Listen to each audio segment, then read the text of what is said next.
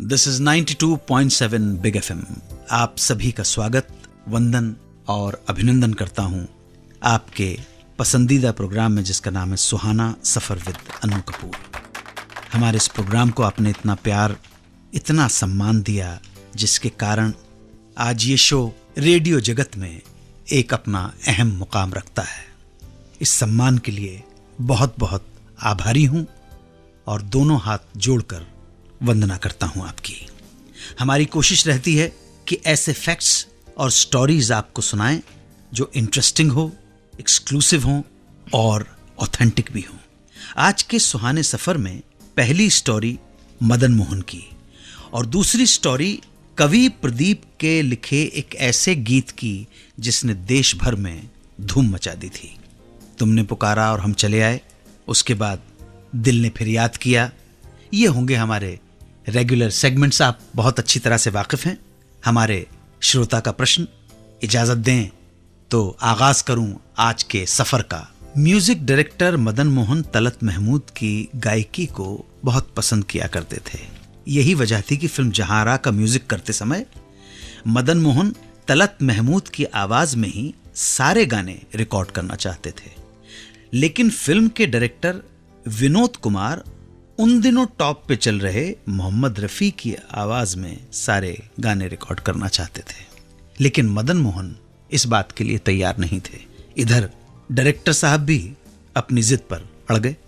बात बिगड़ने पर मदन मोहन ने फिल्म छोड़ने तक की बात कह डाली। ये मसला फिल्म के प्रोड्यूसर ओम प्रकाश तक पहुंच गया। फिल्म में कुछ गजल भी थी और प्रोड्यूसर नहीं चाहते थे कि मदन मोहन फिल्म छोड़ें, क्योंकि मदन मोहन गजल मौसीकी के बादशाह कहे जाते थे। प्रोड्यूसर साहब को बहुत अच्छी तरह से मालूम था कि मदन मोहन के द्वारा कंपोज की गई गजलों की कितनी जरूरत है इस फिल्म में। तो प्रोड्यूसर साहब ने मदन मोहन से इस बारे में बातचीत की, उन्हें समझाया कि रफ़ी की पॉपुलैरिटी को देखते हुए फिल्म के डिस्ट्रीब्यूटर भी रफ़ी के पक्ष में हैं। तब मदन मोहन ने प्रोड्यूसर को कहा कि अगर ऐसा है तो वो रफ़ी साहब से गाना गवाने के लिए तैयार हैं, मगर फिल्म में मौजूद 3 गजल उन्होंने तलत महमूद को जहन में रखकर ही कंपोज की हैं और ये वो उन्हीं की आवाज में रिकॉर्ड करेंगे, वरना मदन मोहन ये फिल्म नहीं करेगा। इस तरह 3 गजलें तलत महमूद की आवाज में रिकॉर्ड हुई। फिर वही शाम, वही गम, वही तन्हाई है, तेरी आंख के आंसू पी जाऊं और मैं तेरी नजर का सुरूर हूं, तुझे याद हो कि ना याद हो, तेरे दिल में मैं भी जरूर हूं, तुझे याद हो कि ना याद हो। बात करूंगा 1940 में आई बॉम्बे टॉकीज की फिल्म बंधन की। इसके एक गीत ने बड़ी धूम मचा दी थी। गीत के बोल थे, चल चल रे नौजवान कहना मेरा मान मान, चल चल रे नौजवान, चल रे नौजवान। फिल्म का संगीत दिया था सरस्वती देवी ने और इस गीत को लिखा था कवि प्रदीप ने। यह फिल्म कवि प्रदीप की शुरुआती फिल्मों में से एक थी। गीत गाया अशोक कुमार, लीला चिटनिस और सुरेश ने। फिल्म की सफलता में इस गीत का बहुत बड़ा हाथ था। कवि प्रदीप के लिखे इस गीत की प्रसिद्धि और लोकप्रियता का यह आलम था कि यह गीत राष्ट्रीय गीत की तरह बन गया। सिंध और पंजाब की विधानसभा ने इस गीत को राष्ट्रीय गीत की मान्यता दी और यह गीत विधानसभा में गाया जाने लगा। बलराज साहनी उस समय लंदन में थे और बीबीसी में रेडियो अनाउंसर के तौर पर काम करते थे। उन्होंने इस गीत को बीबीसी लंदन से प्रसारित किया।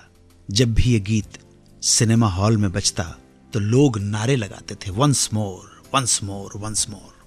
और सिनेमा हॉल के मालिकों को यह गीत फिर से दिखाना पड़ता था, फिर से रील चलानी पड़ती थी। इस गीत ने कवि प्रदीप को बहुत ख्याति दिलाई। आगे भी कवि प्रदीप की लेखनी से इस तरह के प्रेरणादायक गीत निकलते रहे। इसी कारण वो आगे चलकर राष्ट्रीय कवि कहलाए। वंदन करता हूँ, अभिनंदन करता हूँ इस सेगमेंट में जिसका नाम है तुमने पुकारा और हम चले आए। हेलो, आप अपना परिचय दें हमारे श्रोताओं को। सर मेरा नाम रजनी है, मैं स्टूडेंट हूँ जी और आपका प्रोग्राम रेगुलर सुनती हूँ। Thank you so much Rajni ji. कहाँ से बोल रही हैं आप? प्रोग्राम में मैं दिल्ली से। अच्छा, स्वागत है आपका। इस सेगमेंट में आप सवाल पूछ सकती हैं, बातचीत कर सकती हैं, अपनी फरमाइश का गाना भी सुन सकती हैं। सर पहले जी। तो बहुत बहुत शुक्रिया कि आप इतना अच्छा प्रोग्राम करते हैं, जी, थैंक यू सो मच। क्योंकि जो कहानियाँ आपके प्रोग्राम के जरिए हमें सुनने को मिलती हैं वो कहीं और नहीं मिल पाती। Thank you Rajni ji, thank you so much. तो सर एक सवाल है आपसे छोटा सा। जी अमिताभ जी और आशा पारेख, जी। इनकी एज अ लीडिंग पेयर कोई मूवी रही है? अमिताभ बच्चन और आशा पारेख आशा पारेख जी। लीडिंग पेयर तो फिल्म, मुझे थोड़ी सी हाँ जी। रिसर्च करनी पड़ेगी, थोड़ा सा वक्त लगता है, क्योंकि हमारे रिसर्च के जो सोर्स हैं, रिसोर्सेज हैं, वो केवल हाँ जी। इंटरनेट नहीं है, सिर्फ किताबें ही हाँ जी। नहीं है, इंटरनेट हाँ जी। भी है, किताबें भी हैं, और लोगों से पर्सनल बातचीत करने के बाद ही हम किसी नतीजे पर पहुंच के वो लिंक्स और वो किस्से कहानियां आपके सामने प्रस्तुत करते हैं। हो सकता है इस चीज के लिए हमें स्वयं अमिताभ बच्चन और आशा पारेख जी से ही फोन पे बात करनी पड़े।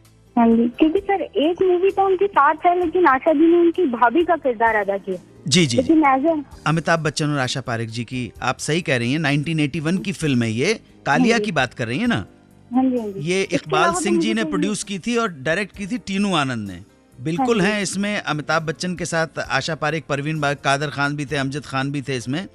लेकिन आप बिल्कुल सही कह रही हैं कि इसमें वो अमिताभ बच्चन की भाभी बनी हैं।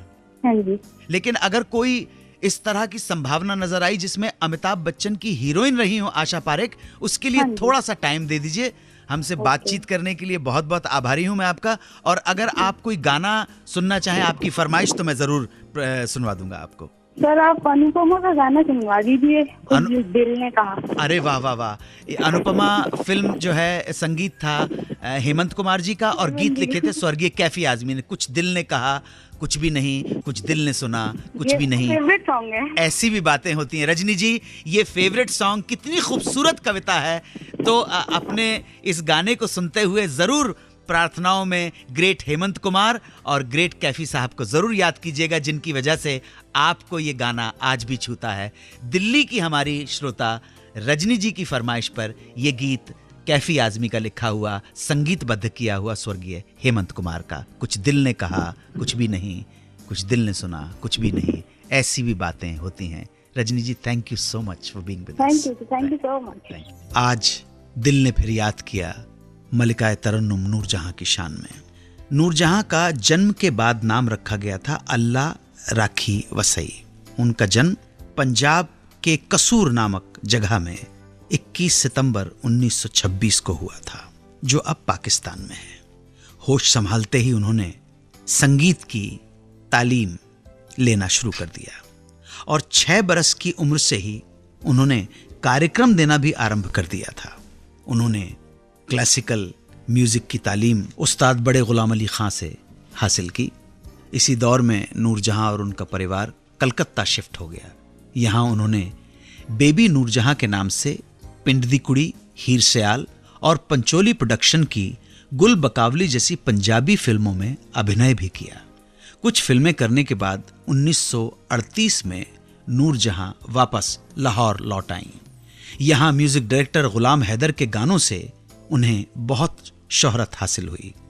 1942 में नूरजहां ने लीड एक्ट्रेस के तौर पर फिल्म खानदान में प्राण के अपोजिट काम किया और ये फिल्म बहुत बड़ी हिट साबित हुई। फिर बाद में नूरजहां ने खानदान फिल्म के ही डायरेक्टर शौकत हुसैन रिजवी से शादी कर ली। बाद में वो बॉम्बे चली आईं। यहाँ आकर नूरजहां ने शांता आप्टे, कानन देवी और खुर्शीद जैसी सिंगिंग स्टार्स के बीच रहकर अपना एक अहम मकाम बनाया। 1945 में आई फिल्म बड़ी माँ में बेबी लता ने नूरजहां के बचपन का रोल किया था। लता की आवाज में अपनी फिल्म खानदान का एक गीत सुनने के बाद नूरजहां ने यह कहा था कि ये लता आगे चलकर गायकी में बहुत बड़ा नाम रोशन करेगी। बंटवारे के बाद नूरजहां अपने पति शौकत हुसैन रिजवी के साथ पाकिस्तान जाकर कराची शहर में बस गईं।